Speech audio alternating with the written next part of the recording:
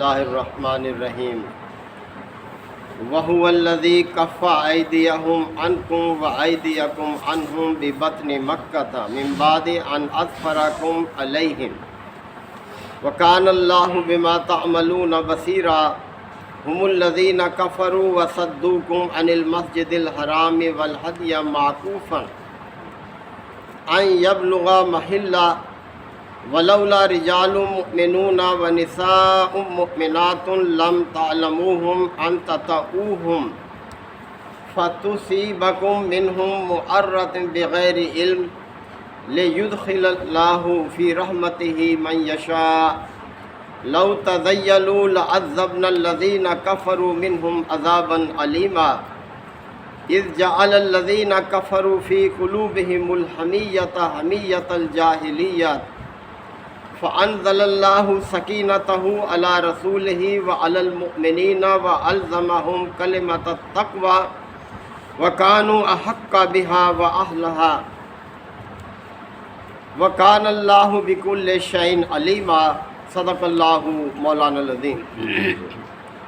سورہ الفتح کی یہ تیسری رکوع کی اختتامی آیات ہیں۔ سلسلہ کلام اسی صلح حدیبیہ کے حوالے سے چل رہا ہے کہ جب نبی کریم صلی اللہ علیہ وسلم عمرہ کی ادائیگی کے لیے اپنے اصحاب کے ساتھ مکہ تشریف لے گئے تھے تو اس وقت کیفیت ایسی محسوس ہوتی تھی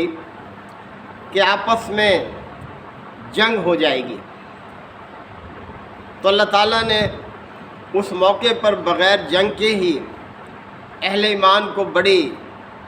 واضح فتح عطا فرمائی تھی، اور وہ صلح حدیبیہ کی شکل میں تھی۔ تو فرمایا جا رہا ہے کہ وَهُوَ الَّذِي كَفَّ أَيْدِيَهُمْ عَنْكُمْ، وہی تو ہے، یعنی اللہ ہی کی ذات ہے جس نے کفار کے ہاتھ تم پر اٹھنے سے روک دیے، وَأَيْدِيَكُمْ عَنْهُمْ بِبَطْنِ مَكَّةٍ، اور تمہارے ہاتھ ان پر اٹھنے سے روک دیے مکہ کی اس وادی میں، یعنی دونوں کو جنگ سے باز رکھا۔ من بعد ان اظفرکم علیہم، بعد اس کے کہ وہ تمہیں ان پر غلبہ عطا کر چکا تھا، یعنی اللہ نے صلح حدیبیہ کے ذریعے ہی تمہیں ان پر غلبہ عطا کر دیا تھا، لہذا جنگ کی نوبت اللہ تعالیٰ نے نہیں آنے دی، دونوں فریقوں کو اس چیز سے باز رکھا۔ وَكَانَ اللَّهُ بِمَا تَعْمَلُونَ بَصِيرًا، اور جو کچھ تم کر رہے تھے اللہ اس کو دیکھ رہا تھا، یعنی اللہ کافروں کے عمل کو بھی دیکھ رہا تھا کہ وہ محض ضد اور ہٹ دھرمی کی بنیاد پر تمہیں عمرے سے روک رہے تھے، اللہ کے گھر کی زیارت سے روک رہے تھے۔ ہم الذین کفروا، وہی لوگ تو ہیں جنہوں نے کفر کو اختیار کیا،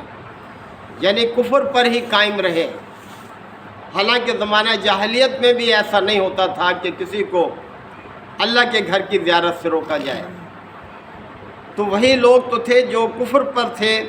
وَصَدُّوكُمْ عَنِ الْمَسْجِدِ الْحَرَامِ، اور تمہیں مسجد حرام سے روکا، مسجد حرام کی زیارت سے تمہیں روک دیا۔ وَالْهَدْيَ مَعْكُوفًا أَنْ يَبْلُغَ مَحِلَّهُ، اور ہدی کے جانوروں کو ان کے قربانی کی جگہ پر جانے سے بھی روک دیا، یعنی واضح نشانی موجود تھی کہ آپ اور آپ کے ساتھی احرام کی حالت میں تھے، اور جو جانور ساتھ تھے ان کی گردنوں میں کلادے پڑے ہوئے تھے، جو اس بات کی علامت ہے کہ یہ اللہ کے لیے ہیں، اللہ کے واسطے قربانی کے لیے ہیں۔ تو ان دونوں چیزوں سے روکا، اہل ایمان کو زیارت سے روکا، اور قربانی کے جانوروں کو بھی ان کی قربانی کی جگہ پہنچنے سے روکا۔ ولولا رجال، اب اللہ تعالیٰ نے اس جنگ کو روکنے کی حکمت بیان کی ہے کہ کیوں اللہ تعالیٰ نے اس کو روکا۔ ولولا رجال مؤمنون ونساء مؤمنات، اگر ایسا نہ ہوتا کہ مومن مرد اور مومن عورتیں جو مکہ میں ہیں، لم تعلموہم جنہیں تم نہیں جانتے، یعنی وہاں پر ایسے افراد بھی موجود تھے مکہ میں جو مسلمان تھے، بعض اپنے ایمان کو چھپائے ہوئے تھے اور وہ بکھرے ہوئے تھے اسی مکہ کی آبادی میں، جنہیں یہ اہل ایمان نہیں جانتے تھے کہ وہ کہاں پر موجود ہیں۔ تو اس طرح سے اللہ تعالیٰ نے فرمایا کہ اگر ایسا نہ ہوتا کہ مومن مرد اور مومن عورتیں جنہیں تم نہیں جانتے، ان تطؤوہم فتصیبکم منہم، اور تم نادانی میں بغیر علم، یعنی نادانی کی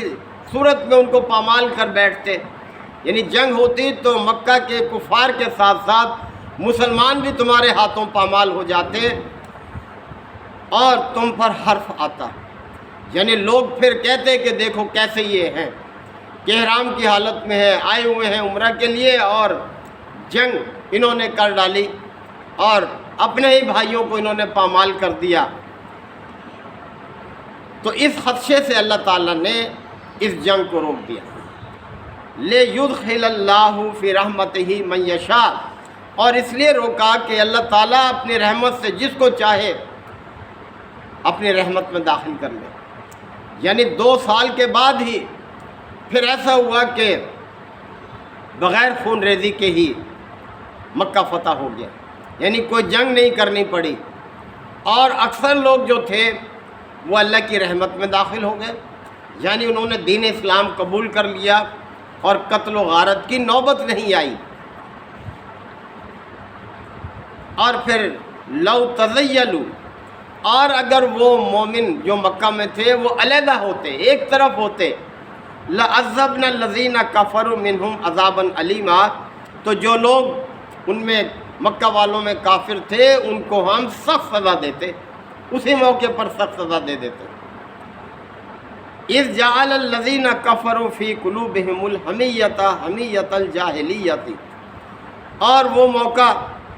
جب مکہ کے کافروں نے اپنے دلوں میں جاہلانہ حمیت بٹھا لی، یعنی جو موقف تھا ان کا وہ کسی حق کی بنیاد پر نہیں تھا بلکہ جاہلانہ حمیت کی بنیاد پر تھا کہ انہوں نے زیارت سے روکا، حالانکہ زمانہ جاہلیت میں بھی ایسا نہیں ہوتا تھا، تو وہ محض ضد اور ہٹ دھرمی کی بنیاد پر ایسا کر رہے تھے۔ اور اس موقع پر فَأَنزَلَ اللَّهُ سَكِينَتَهُ عَلَى رَسُولِهِ وَعَلَى الْمُؤْمِنِينَ، اللہ تعالیٰ نے اپنے رسول پر اور مومنوں پر سکینت نازل فرما دی، اطمینان قلب عطا کیا، اور وہ اس جنگ سے باز رہے، یعنی اللہ تعالیٰ نے ان کو ایسا صبر اور ایسا ضبط عطا کیا۔ وَأَلْزَمَهُمْ كَلِمَةَ التَّقْوَى، اور انہیں تقوی کی بات پر ہی قائم رکھا ان کو، اہل ایمان کو، کہ وہ تقوی سے نہیں ہٹے، یعنی اپنے رسول پر ہی جانثاری پر وہ قائم رہے اور اس کے ہاتھ پر بیعت کی اور اپنی جان بھی اللہ کے راستے میں قربان کرنے کے لیے تیار ہوئے، تقوی پر وہ اپنے آپ کو قائم رکھا انہوں نے۔ وَكَانُوا أَحَقَّ بِهَا وَأَهْلَهَا، اور وہی اس کے زیادہ حقدار اور اس کے اہل تھے، یعنی اہل ایمان ہی اتنے اچھے رویے کے حقدار تھے اور اس کے اہل تھے کہ وہ تقوی پر قائم رہے۔ وَكَانَ اللَّهُ بِكُلِّ شَيْءٍ عَلِيمًا، اور اللہ تعالیٰ تو ہر چیز کا علم رکھتا ہے، یعنی اسے آئندہ ہونے والے واقعات کا بھی علم ہے، وہ غیب کا علم رکھتا ہے، اور آئندہ جو واقعات ہوئے دیکھیں کس طرح سے اہل ایمان کے حق میں رہے۔ صلح حدیبیہ سے جب پلٹے تو اگلے چند مہینوں میں ہی اللہ تعالیٰ نے بڑی تیزی سے اہل ایمان کو غلبہ عطا کیا، مال غنیمت عطا کیا، یعنی فتوحات کا سلسلہ جاری رہا،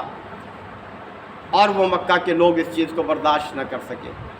اور انہوں نے اس صلح نامہ کو ہی ختم کر دیا، یعنی 2 سال بڑی مشکل سے برداشت کیا جو 10 سال کے لیے تھا۔